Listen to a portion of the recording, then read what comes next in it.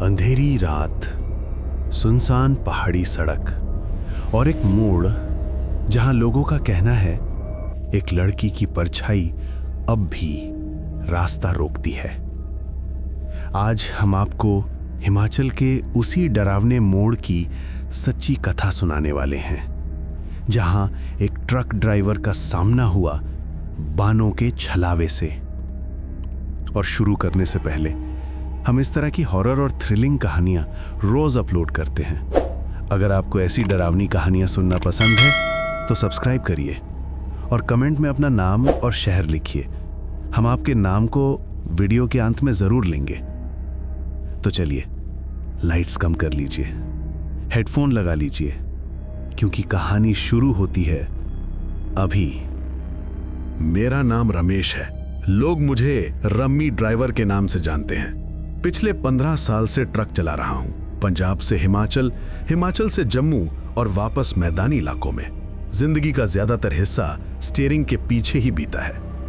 पर एक रूट है जो मुझे कभी पसंद नहीं था। कीरतपुर से होकर बिलासपुर, फिर आगे मंडी की तरफ जाने वाला पहाड़ी रास्ता। दिन में तो सब ठीक, लेकिन रात में उस रास्ते पर कुछ तो ऐसा है जो नजर नहीं आता पर महसूस जरूर होता है। उस रात भी मैं वहीं से जा रहा था। ट्रक में सीमेंट के बैग लदे थे। डेस्टिनेशन था कुल्लू के पास एक साइट। डिस्पैचर ने बोला था, रम्मी पाजी रात वाली ले आओ, ट्रैफिक कम मिलेगा, सुबह तक माल साइट पर होगा तो सब खुश। पैसे भी ओवर टाइम के मिलने थे तो मैंने भी सोचा चलो आंखें खोल के भजन सुनते हुए निकल ही जाएंगे। पर मन के किसी कोने में एक हल्की सी घबराहट थी जो मैं खुद से भी छुपा रहा था। रात के करीब 10:30 बज रहे थे जब मैं कीरतपुर से ऊपर पहाड़ियों की तरफ चढ़ना शुरू हुआ। आसमान में आधा चांद था। बादल कभी कभी उसके ऊपर से गुजर जाते तो पूरा रास्ता कुछ सेकंड के लिए और भी काला हो जाता। पहाड़ों में रात अलग तरह से लगती है, जैसे अंधेरा सिर्फ दिखता नहीं बल्कि आपको घूरता हो। मैंने ट्रक में लगी पुरानी यूएसबी लगा दी। सतनाम वाहेगुरु के कीर्तन धीरे धीरे बज रहे थे। इसी बीच सामने से आती किसी गाड़ी की हेडलाइट भी नहीं दिख रही थी। सड़क खाली, हवा ठंडी और बस मेरे ट्रक का इंजन गरज रहा था। कुछ किलोमीटर आगे बढ़ा तो रोड के साइड में ढाबे नजर आने बंद हो गए। बीच बीच में जो छोटे छोटे मंदिर बने होते हैं ना, उनमें जलती हुई 1-2 टिमटिमाती अगरबत्ती दिख जाती, जिसे हवा कभी भी बुझा सकती थी। इतने में वायरलेस पर दूसरे ड्राइवरों की बातें सुनाई दी। ओए ऊपर मत रुकियो, आज रात सुना है फिर किसी को वो बानो दिखी है। दूसरे ने हंस के कहा, चलो डराओ मत, रात को ड्यूटी करवा के घर जाना मुझे। मैंने सोचा ये लोग भी यार हर बात में भूत खुसड़ देते हैं। पर बानो नाम सुनते ही मेरी पकड़ स्टीयरिंग पर थोड़ी सख्त हो गई। मैंने पहले भी इस नाम की चर्चा सुनी थी। कहते हैं सालों पहले इसी रोड पर किसी गांव की लड़की बानो की बारात जा रही थी। बस का एक्सीडेंट हुआ, आधी बारात खाई में और बानो भी। लोग कहते हैं उसकी लाश कभी मिली नहीं। तब से कई ड्राइवरों ने कसम खा के कहा है कि रात के कुछ पहर वो रास्ते पर या तो लिफ्ट मांगती दिखती है या किसी मोड़ पर खड़ी बस दूर से दिखाई देती है और फिर गायब। मैंने खुद को समझाया, छोड़ यार, स्टोरी ही होगी। पर उस रात मुझे खुद अपनी बात पर यकीन नहीं था। घड़ी में 11 बज चुके थे। मैं खतरनाक मोड़ पर सेकंड गियर में ट्रक मोड़ रहा था कि अचानक मेरी नजर रियर व्यू मिरर पर गई और पहली बार दिल एकदम जोर से धक धक करके रुक सा गया। मुझे ऐसा लगा जैसे ट्रक के पीछे हेडलाइट की हल्की रोशनी में किसी का धुंधला सा साया ट्रक की बॉडी के साथ साथ चल रहा है। मैंने तुरंत ब्रेक नहीं मारे। पहाड़ों की सड़क पर अचानक ब्रेक मतलब खुदकुशी, पर मेरी गर्दन अपने आप पीछे देखने को मचलने लगी। कुछ नहीं होगा रम्मी, सब ठीक है, मैं खुद से बड़बड़ा रहा था, पर हाथ हल्के हल्के कांप रहे थे। जैसे ही अगला मोड़ आया, मैं ट्रक को थोड़ा स्लो करके सीधा हुआ और पीछे देखने के लिए मिरर में नजर डाली। लाइट्स के पीछे बस काली सड़क थी, धुआं था और कुछ नहीं। मैंने लंबी सांस ली, लेकिन ये तो बस शुरुआत थी। मुझे नहीं पता था कि हिमाचल की इस रात में बानों की परछाई ने मुझे नोटिस कर लिया था। उस मोड़ के बाद सड़क थोड़ी सीधी थी, लेकिन दाएं बाएं गहरी खाइयां और घना जंगल। आवाज बस इंजन, टायर और कभी कभार ट्रक के भीतर हिलती सिलती बोरी की थी। ऊपर पहाड़, नीचे अंधेरा और बीच में मैं और मेरा ओवरलोडेड ट्रक। मैंने नजरें फिर से सड़क पर जमा दी। डर गया था तू रम्मी? मैंने खुद से पूछा। अरे धुआं होगा, परछाई होगी, अपनी ही लाइट का इफेक्ट होगा, और क्या। रात के करीब 11:15 बज गए थे। मैंने रेडियो पर चैनल बदला। कहीं पंजाबी गाना चल रहा था, कहीं भजन, कहीं सिर्फ श्श जैसी नॉइस। अचानक रेडियो बिल्कुल चुप हो गया, जैसे किसी ने एकदम से तार खींच लिया हो। मैंने सोचा कनेक्शन ढीला हो गया होगा, हाथ बढ़ाकर थोड़ा झटका दिया। तभी एक बेहद हल्की पर साफ आवाज आई, भैया। मैंने हाथ वहीं रोक दिया। यह आवाज रेडियो से नहीं आ रही थी, ये जैसे मेरे ठीक पीछे से आई हो, ट्रक के केबिन के अंदर। मैंने धीरे से गर्दन घुमाई। सीट के पीछे सिर्फ मेरी बैग, चादर और एक जैकेट टंगी थी। कोई नहीं था। नींद आ रही होगी मुझे, मैंने फिर खुद को समझाया। पर आवाज दोबारा आई, थोड़ी और साफ, थोड़ी और पास से। भैया सुनिए। अब की बार मेरे शरीर में सच में झुरझुरी दौड़ गई। स्टीयरिंग पर पकड़ कस गई और पैर अपने आप एक्सेलरेटर से थोड़ा हट गया। ट्रक की स्पीड कम हो गई। मैंने बिना पीछे देखे पूछा, कौन है रे? कुछ सेकंड तक सन्नाटा, पिघलती हुई चुप्पी, बस बाहर टायरों के नीचे कुचलती सड़क और दूर कहीं किसी जानवर की आवाज। मैंने फिर बोला, कौन है रे? मजाक मत कर, चलती गाड़ी में। फिर वही आवाज, इस बार केबिन के बिल्कुल कोने से, मेरे दाहिने कंधे के पीछे से। डरिए मत भैया, बस छोड़ दीजिए मुझे आगे मोड़ तक।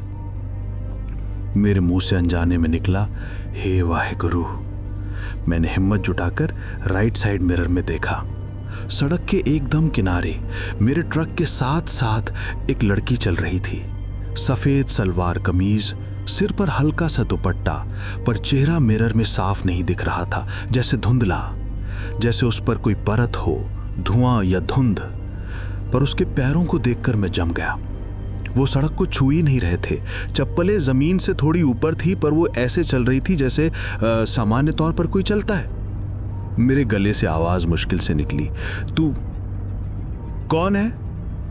वो मिरर में ही थोड़ा ऊपर आई, थोड़ी नजदीक आई। चेहरे की झलक मिली, आंखें गहरी, बहुत गहरी, जैसे उनमें कोई दबी हुई आग हो। होंठ हल्के से हिले। मेरा नाम बानो है भैया। मेरे दिमाग में तुरंत वायरलेस पर सुनी बात गूंज गई। सुना है फिर किसी को वो बानो दिखी है। मैंने खुद से कहा, नहीं नहीं, ये सपना है, ये नींद है, ये थकान है, कुछ भी है, पर सच नहीं हो सकता। उसी वक्त ट्रक हल्का सा हिला, जैसे किसी ने पीछे से उसे पकड़कर झटका हो। मैं घबरा कर ब्रेक पर पैर रखा, पर पूरी तरह नहीं दबाया। पहाड़ पर अचानक ब्रेक का मतलब ट्रक का फिसलना भी हो सकता है। भैया मत रुकना, बस मोड़ तक छोड़ दो। अब उसकी आवाज जैसे केबिन के अंदर ही गूंज रही थी। मैंने जबरदस्ती अपना ध्यान आगे की सड़क पर रखा। कौन सा मोड़? मैंने पूछा, कोशिश की कि आवाज न कांपे। थोड़ी देर खामोशी, फिर वो धीरे से बोली, जहां से मैं नीचे गिरी थी। मेरी पलकें खुद ब खुद झपक गईं। स्टीयरिंग पर पसीना आने लगा। मुझे याद आया, ये वही सेक्शन था जहां सालों पहले बस का एक्सीडेंट हुआ था। नीचे खाई इतनी गहरी कि लोग कहते हैं जो गिरा उसे पूरा गिरने में भी वक्त लगा होगा। मैंने हिम्मत करके फिर मिरर में देखा। अब वो लड़की ट्रक के एकदम साथ नहीं थी। वो थोड़ी आगे सड़क के किनारे खड़ी थी, जैसे मेरा इंतजार कर रही हो, जैसे कह रही हो कि बस आओ, मैं यहीं उतर जाऊंगी। उसके ठीक पीछे रोड का वो हिस्सा था जहां से नीचे सिर्फ काला अंधेरा दिखता था। मैं उस मोड़ पर पहुंच रहा था जहां से बानो कभी नीचे गिरी थी, या शायद जहां से उसे धक्का दिया गया था। और पहली बार मेरे मन में एक और सवाल उठा कि अगर वो खुद नहीं गिरी तो उसे गिराया किसने? मैंने स्टीयरिंग और कसकर पकड़ा, क्योंकि अब सिर्फ मैं ट्रक नहीं चला रहा था। मुझे लग रहा था कोई और भी है जो मेरे साथ इस ट्रक को मोड़ तक ले जाना चाहता है। मैं उस मोड़ के पास पहुंच रहा था जहां बानो ने कहा था कि वो गिरी थी या गिराई गई थी। जितना पास आता जा रहा था उतना ही दिल की धड़कन बढ़ती जा रही थी। ट्रक का इंजन जोर से गरज रहा था, पर उस गर्जना में भी एक ठंडी खामोशी महसूस हो रही थी, जैसे पहाड़ भी सांस रोककर मुझे देख रहे हों। रात करीब 12 बज चुकी थी। ये वो समय है जब पहाड़ों में हवा भी अलग तरह से चलती है, हल्की, ठंडी और भारी, जैसे किसी अदृश्य चीज का वजन लिए हुए। मैंने मिरर में देखा। वो लड़की बानो अब चल नहीं रही थी। वो सड़क के किनारे खड़ी थी। उसका दुपट्टा हवा में बिल्कुल स्थिर था, जैसे हवा उसी पर असर नहीं करती हो। मैंने ट्रक को धीरे धीरे उसकी तरफ मोड़ते हुए बोला, देख बहन, मैं बस ड्राइवर हूं, भूत प्रेत कुछ नहीं मानता मैं, पर तू जो भी है मुझे डरा मत। मैं बस रास्ता काट रहा हूं। पर मेरे अपने ही शब्द मुझे झूठे लग रहे थे। बानो ने सिर थोड़ा झुकाया, जैसे मेरी बात समझ रही हो। इसके बाद उसने हल्के से हाथ उठाया और मुझे आने का इशारा किया। बहुत धीरे, बहुत नरम, पर उस इशारे में कुछ ऐसा था जो दिल के अंदर तक चुभ गया। मैंने सड़क के किनारे एक पत्थर देखा। वहीं से नीचे गहरी खाई थी। ठीक उसी किनारे पर बानो खड़ी थी। मैं दिल में बुदबुदाया, हे राखा, बस अपने हाथ में रखना।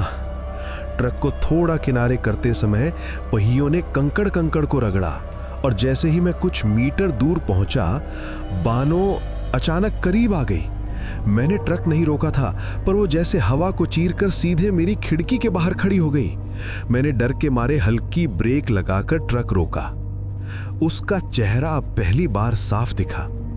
गोरी त्वचा, पर ऐसे पीली जैसे अस्पताल की लाइट में पड़े किसी मरीज की।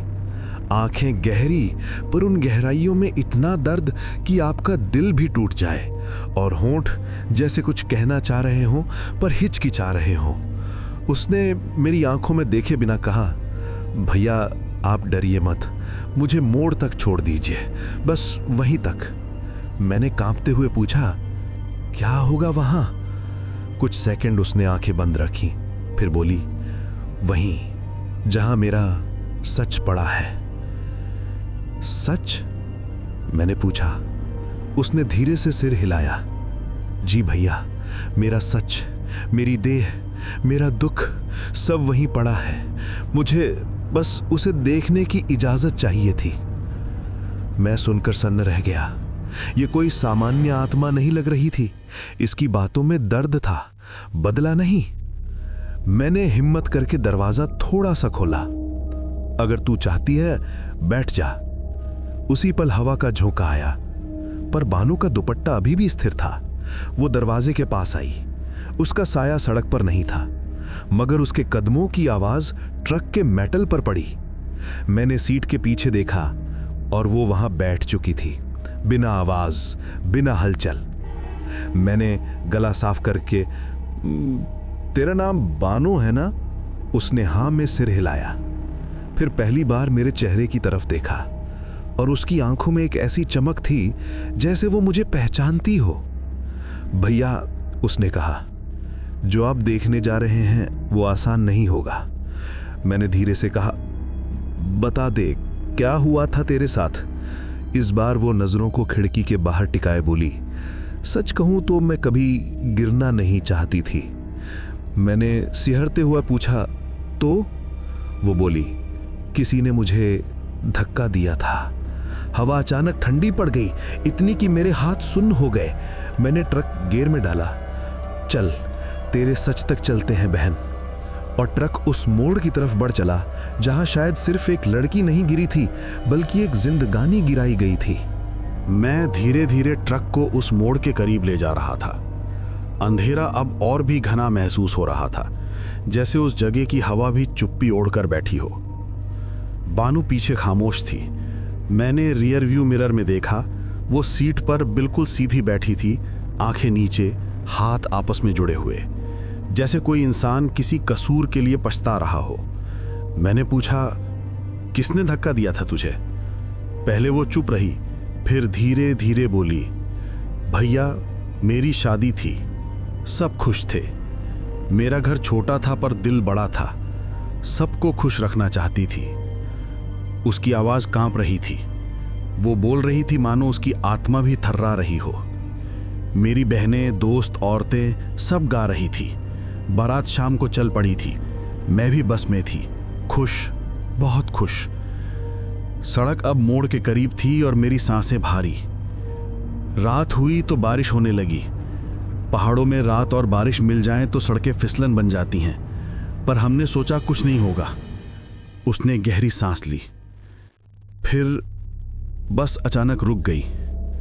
सबने सोचा शायद ड्राइवर ने पत्थर से बचने को ब्रेक मारी होगी, पर असली वजह कुछ और थी। मैंने गला सूखते महसूस किया। क्या वजह? बाहर दो आदमी खड़े थे, मेरे होने वाले देवर और उनका दोस्त। दोनों ने बस को रोका था। मैंने सोचा शायद रास्ता पूछना होगा।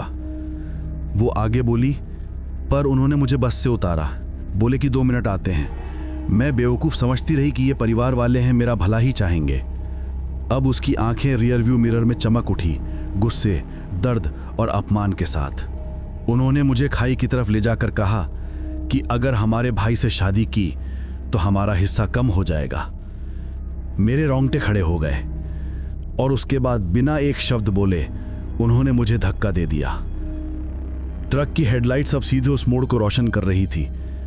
मैं चिल्लाई, बहुत चिल्लाई, पर बारिश, हवा और पहाड़ों में आवाज घुल जाती है भैया, कोई सुन नहीं पाता। उसके शब्द मेरी नसों में कांटे की तरह उतर रहे थे।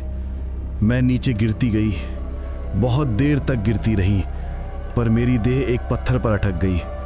ऊपर से बस आगे बढ़ गई। किसी को पता भी नहीं चला कि मैं शादी से पहले ही खत्म कर दी गई थी। ट्रक अब ठीक उस मोड़ पर था।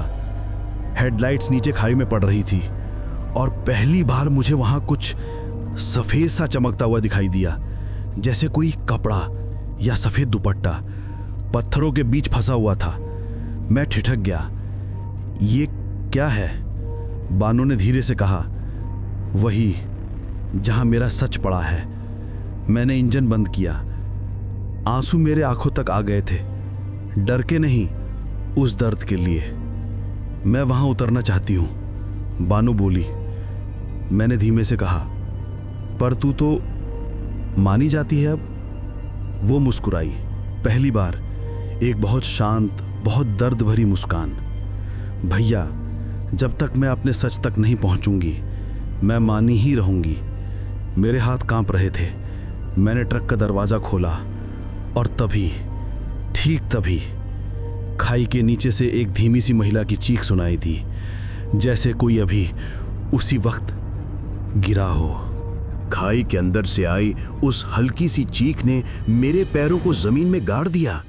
ये आवाज इंसानी भी लग रही थी और बिल्कुल वैसी भी जैसी बानो ने बताया था कि वो गिरते समय निकली थी। पर कैसे? वो तो सालों पहले गिरी थी। तो फिर ये आवाज किसकी थी? मेरे होंठ बुदबुदार उठे। हे वाहेगुरु, आज क्या दिखाने वाला है तू? मैंने नीचे खाई में टॉर्च डाली, पर रोशनी कुछ मीटर से आगे नहीं जा रही थी। ये खाई उन खाइयों में से थी जिनका तल देखने के लिए आपको दुआ चाहिए कि बादल हट जाएं और हिम्मत चाहिए कि आप खुद भी उसमें ना गिर जाएं। पीछे बैठे बानो ने बहुत शांत आवाज में कहा, भैया मुझे उतरना है। मेरी रीढ़ सर्द पड़ गई। उतरना? और मैं क्या करूं? बानो बोली, आप बस मेरे साथ आइए, मुझे मेरे सच तक ले चलिए। मैंने घबरा कर कहा, मैं इंसान हूं, मेरे हाथ पैर हैं, मैं गिर भी सकता हूं। वो पहली बार थोड़ा कठोर स्वर में बोली, मैं गिर चुकी हूं भैया, अब डरना आपकी बारी नहीं है, मुझे सिर्फ मेरी आखिरी निशानी तक पहुंचना है बस। उसकी आवाज में ऐसा दर्द था कि मैं ना नहीं कर पाया। मैंने ट्रक में रखी रस्सी और टॉर्च निकाली। हम ड्राइवर हमेशा ये सामान रखते हैं। सड़क पर उतरकर ठंडी हवा एकदम शरीर से टकराई, जैसे पहाड़ भी किसी अनहोनी की चेतावनी दे रहे हों। मैंने नीचे झांका। कहीं दूर फिर वही सफेद सा दुपट्टा दिख रहा था, पर इस बार उसके पास कुछ और भी था। एक काला सा पत्थर जिस पर किसी ने हाथ फेरा हो जैसे। बानो मेरे बगल में आ खड़ी हुई। मैंने उसकी तरफ देखा। अब वो इंसान जैसी नहीं लग रही थी। वो शांत थी, ठंडी थी, पर उसके चेहरे पर हल्की उम्मीद थी, जैसे कोई बच्चा अपनी खोई हुई चीज देखकर मुस्कुरा दे। मेरी आवाज कांप रही थी, पर तू जमीन पर चलेगी कैसे? तेरे पैर तो... वो बोली, जहां मेरा सच है वहां मेरा वजूद भी है। ये शब्द सुनकर मेरी गर्दन सुन्न हो गई। मैंने रस्सी बांधनी शुरू की। दिल बार बार कह रहा था, मत जा रम्मी, पहाड़ तुझे भी निगल लेगा। लेकिन अंदर से एक और आवाज आ रही थी, उसे अकेला मत छोड़, किसी ने उसके साथ गलत किया था। मैंने हिम्मत जुटाकर रस्सी पकड़ ली। ढलान बहुत खड़ी थी। एक गलत कदम और मैं भी वहीं पहुंच जाता जहां बानो पड़ी थी, शायद उसकी तरह हमेशा के लिए। जैसे ही मैंने पहला कदम नीचे की तरफ रखा, बानो अचानक मेरे सामने आ गई। भैया, आप डर रहे हो क्या? उसने पूछा। मैंने हल्की हंसी के साथ कहा, डर तो लग रहा है, पर चल तेरे लिए उतर रहा हूं। उसने सिर झुकाया। आपने मेरे लिए इतना किया, मैं भी आपको गिरने नहीं दूंगी। और पहली बार उसने अपना हाथ मेरे कंधे पर रखा। उस हाथ में कोई वजन नहीं था, लेकिन अजीब सी गर्माहट थी, जैसे किसी बहन ने अपने भाई को साहस दिया हो। मैं धीरे धीरे खाई में उतरने लगा। पेड़ों की शाखाएं कपड़े में अटक रही थीं, पत्थर फिसल रहे थे और नीचे से आती ठंडी हवा बस एक ही सवाल पूछ रही थी, क्या तू सच में इस अंधेरे में उतरने जा रहा है? मैं उतर रहा था, क्योंकि अब मैं सिर्फ बानो का ड्राइवर नहीं था, मैं उसकी आवाज था, उसकी आखिरी उम्मीद था। और नीचे खाई में कुछ ऐसा मेरा इंतजार कर रहा था जिसकी मैंने कल्पना भी नहीं की थी। लगभग 20 मीटर नीचे उतर चुका था। रस्सी हर सेकंड खिंचती जा रही थी। नीचे से आती ठंडी हवा में मिट्टी, गीली पत्तियों और पुराने खून की हल्की सी गंध थी। हाँ, खून की गंध, सालों बाद भी। ये समझना मुश्किल नहीं था कि यहां कुछ भयानक हुआ था। जैसे जैसे मैं नीचे जाऊं, मुझे टॉर्च की रोशनी में अधिक चीजें दिखने लगी। टूटी हुई चूड़ियों के टुकड़े, एक काला सा जूता और कुछ जगहों पर मिट्टी जैसे किसी के गिरने के बाद दब गई हो। मैं लगभग तल पर पहुंच चुका था कि अचानक टॉर्च की रोशनी एक चीज पर पड़ी और मेरी सांसें थम गईं। वो दुपट्टा नहीं था, वो दुल्हन का दुपट्टा था। लाल किनारों वाला, सोने की हल्की कढ़ाई वाला, पर पूरा मिट्टी और खून से सना हुआ। मेरी टॉर्च कांप गई। पीछे से बानो की आवाज आई, भैया दिखा आपको? वो अब मेरे ठीक पास खड़ी थी। ना चढ़कर आई, ना फिसलकर, बस अचानक प्रकट हो गई। बानो ने दुपट्टे को देखा। उसकी आंखों में एक अजीब रोशनी चमकी, दर्द और राहत दोनों। ये मेरा आखिरी निशान है, वो बोली। उसकी आवाज में इतनी नरमी थी कि मेरा दिल भर आया। मैंने पूछा, तू यहां क्यों अटकी थी? वो धीमे से बोली, क्योंकि मेरी देह को कभी शांति नहीं मिली। लोगों ने सोचा मैं खाई में खो गई, पर मेरा शरीर यहीं पत्थरों के बीच दब गया था। मैंने नीचे टॉर्च घुमाई और फिर जो दिखा उसने मेरे पैरों को जमाकर रख दिया। एक पत्थर के नीचे से हड्डियां झलक रही थीं, पुरानी, सफेद, जैसे किसी ने उन्हें ढकने की कोशिश की हो पर पूरी तरह नहीं कर पाया हो। मैंने कांपते हुए कहा, ये तेरी? वो धीरे से मुस्कुराई। हाँ भैया, यही मेरा सच था, जिसे दुनिया ने भूल दिया, पर मैं नहीं भूली। मैंने गला भरते हुए पूछा, अब क्या होगा? उसने कहा, अब मेरी आखिरी इच्छा पूरी होगी। मैं चाहती हूं कि मेरा सच दुनिया तक पहुंचे। लोग जाने मैं गिरी नहीं थी, मुझे गिराया गया था। मेरी आंखों में आंसू थे। मैंने कहा, मैं सच कहूंगा, तेरे नाम से तेरी कहानी सबको बताऊंगा। वो हल्का सा मुस्कुराई। धन्यवाद भैया, आप जैसे लोग ही दुनिया में इंसाफ जिंदा रखते हैं। अचानक उसका चेहरा उजला होने लगा, ना डरावना ना भयानक, बल्कि बहुत शांत, जैसे कोई भार उतर गया हो। मैंने देखा उसका साया मिटने लगा था, धीरे धीरे धुएं की तरह। वो बोली, अब मैं जा रही हूं, मेरे सच तक पहुंचाने के लिए धन्यवाद। मैंने हाथ बढ़ाया। रुक बानू, क्या तू वापस कभी आएगी? और उसने मुस्कुराकर कहा, अगर किसी और को मेरी तरह मोड़ पर फेंका गया तो शायद। उसकी आवाज हवा में घुल गई और अगले ही पल वो पूरी तरह गायब हो गई। खाई में बस मैं था, दुपट्टा था और वो हड्डियां जो इंसाफ की गवाही दे रही थी। और ये कहानी अब मेरी थी। बानो गायब हो चुकी थी खाई में। अब बस ठंडी हवा थी, मिट्टी की गंध और वो हड्डियां थीं जिन्हें शायद सालों से किसी ने देखा नहीं था। मैं कुछ देर वहीं खड़ा रहा। दिल धड़क नहीं रहा था, दौड़ रहा था। सर भारी, हाथ ठंडे और दिमाग में एक ही बात, अब मुझे ऊपर वापस जाना है। मैंने दुपट्टा उठाया। वो हल्का था पर उसमें इतना दर्द था जैसे किसी की आखिरी सांस को पकड़ लिया हो। रस्सी पकड़कर ऊपर चढ़ना शुरू किया। हर कदम ऐसा लग रहा था जैसे कोई मेरी टांग पकड़कर नीचे खींच लेगा, पर मैं ठान चुका था, बानू का सच दुनिया को बताना है। जब ऊपर पहुंचा तो सड़क अजीब तरीके से शांत नहीं, खतरनाक शांत लग रही थी। मैंने टॉर्च घुमाई और दिल एकदम से उछला। मेरे ट्रक की हेडलाइट्स बंद थी। मैंने खुद बंद नहीं की थी, मतलब कोई ऊपर आया था। मैंने धीरे धीरे ट्रक के पास कदम बढ़ाए। हवा में अब मिट्टी नहीं बल्कि सिगरेट के धुएं की गंध थी। मेरा कदम रुक गया। फिर उसी वक्त ट्रक की सीट के पास किसी के जूते की आवाज आई। कौन है? मैंने कांपती आवाज में पूछा। कोई जवाब नहीं। मैंने पास जाकर दरवाजा खोला तो सीट पर राख गिरी हुई थी, जैसे कोई धूम्रपान कर रहा हो और जल्दी में सिगरेट बुझाकर चला गया हो। ट्रक के बोनट पर हाथ से लिखा हुआ मिट्टी में एक शब्द था, दखल अंदाज। मेरी सांस एकदम अटक गई। ये भाषा पहाड़ों के कुछ हिस्सों में इस्तेमाल होती है, मतलब टांग मत अड़ा।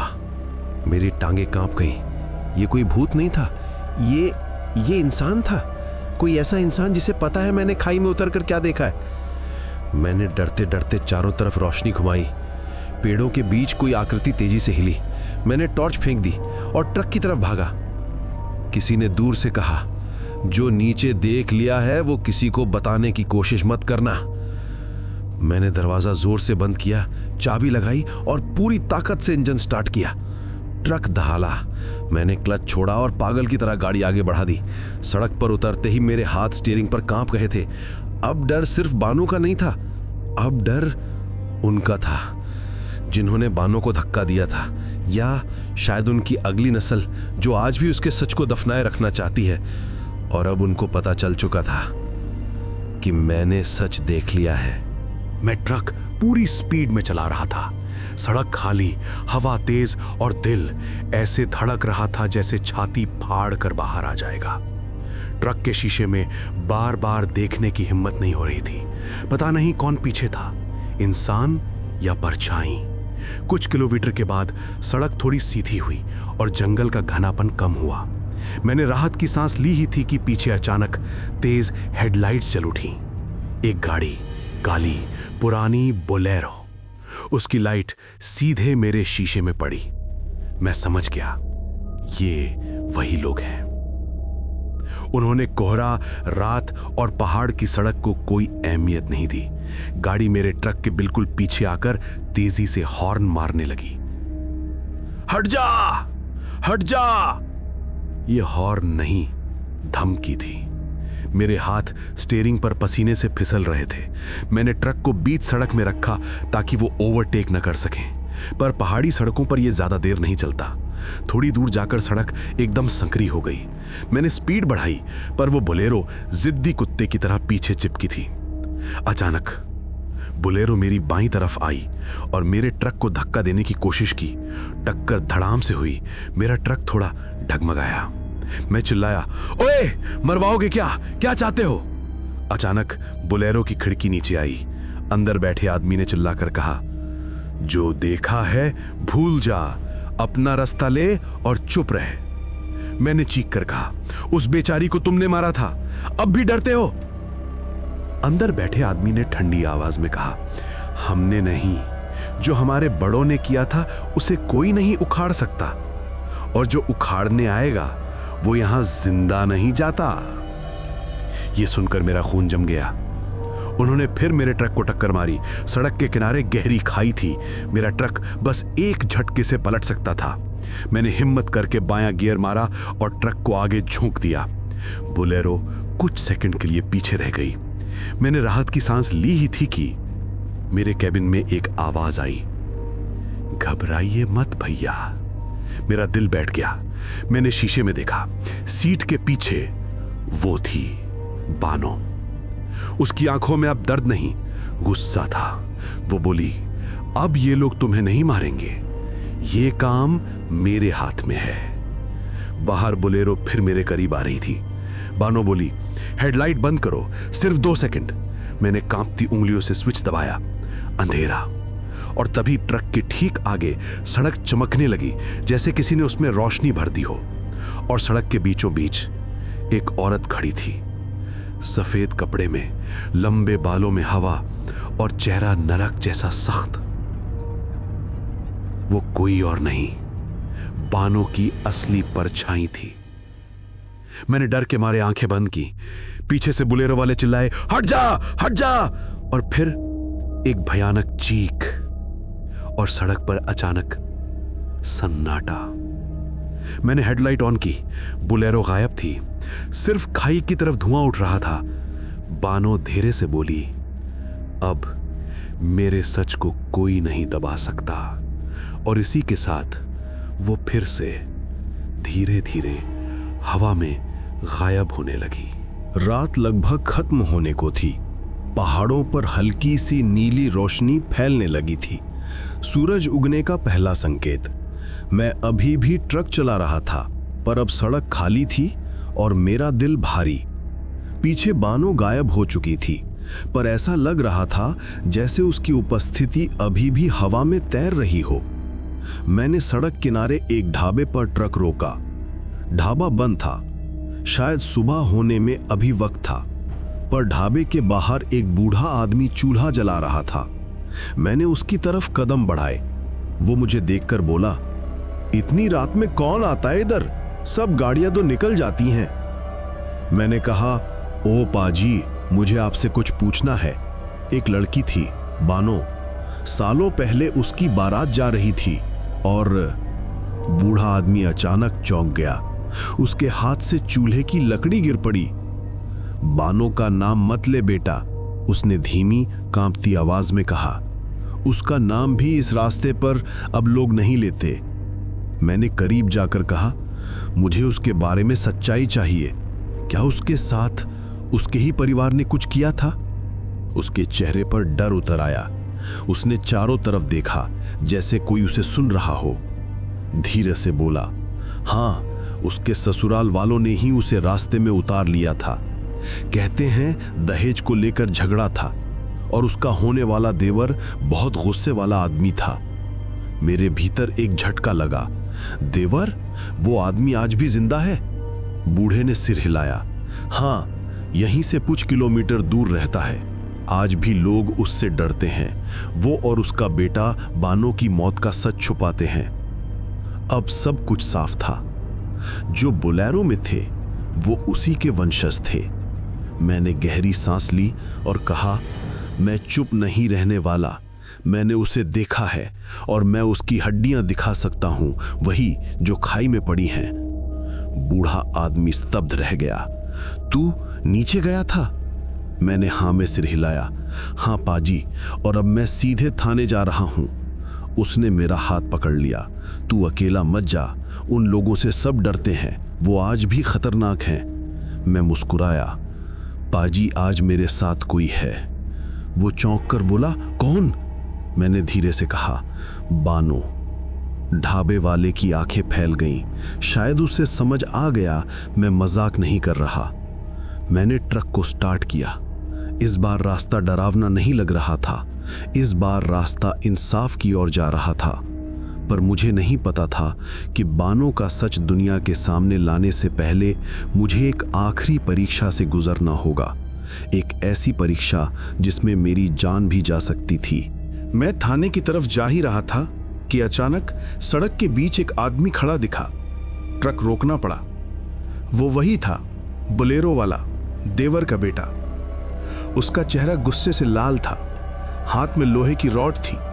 मैंने खिड़की खोलकर कहा, सुंदर, तेरे पिता और तू दोनों ने बहुत गलत किया है। आज सबको बता दूंगा तुम्हारे गुनाहों का। उसने चीख कर कहा, मेरे बाप ने क्या किया था उसके लिए तू हमें जेल भिजवाएगा?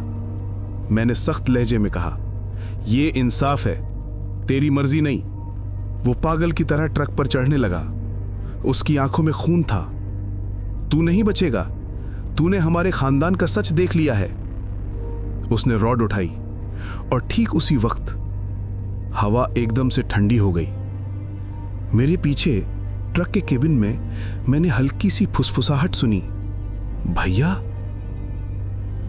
मैंने शीशे में देखा, बानो खड़ी थी, पर इस बार उसका चेहरा शांत नहीं था, गुस्से और दर्द से भरा हुआ। पूरा ट्रक हिलने लगा।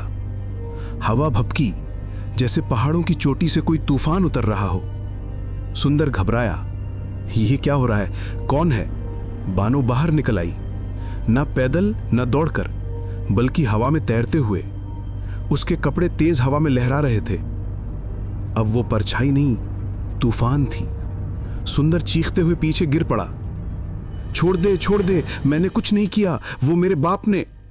बानो ने चिल्लाकर कहा, गुनाह पीढ़ियों में उतरता है।